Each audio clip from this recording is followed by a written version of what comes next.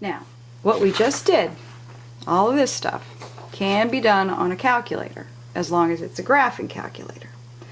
What you're going to have to do is insert your data into some lists, and then you're going to have to do a linear regression on it. We put ours on our TI-83 into list 1, list sub 1, list sub 2. We put the data that was originally here on this chart into our calculator.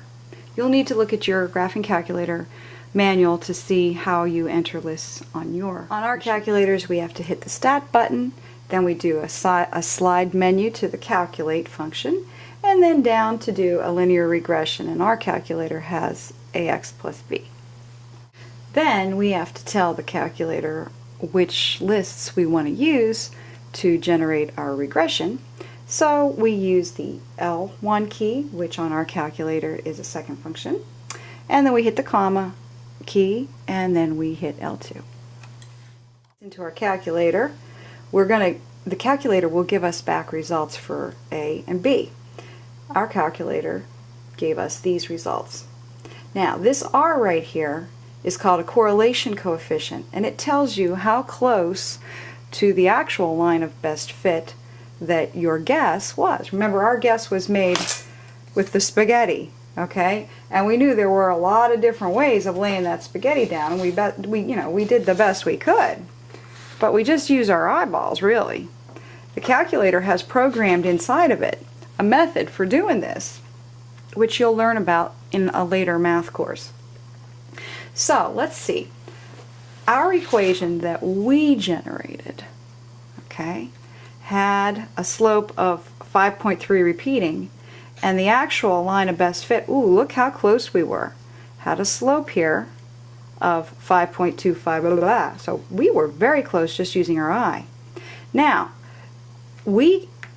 our data revealed a y-intercept at negative 222, and over here we're at negative 216, so we weren't really that far off. Now, the correlation coefficient gives you a feel for how far off you are.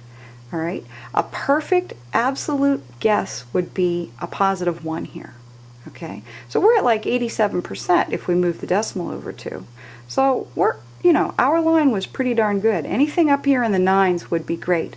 Now, if we had a negative slope, all right, if the line was going downhill, this correlation would be a negative number, okay?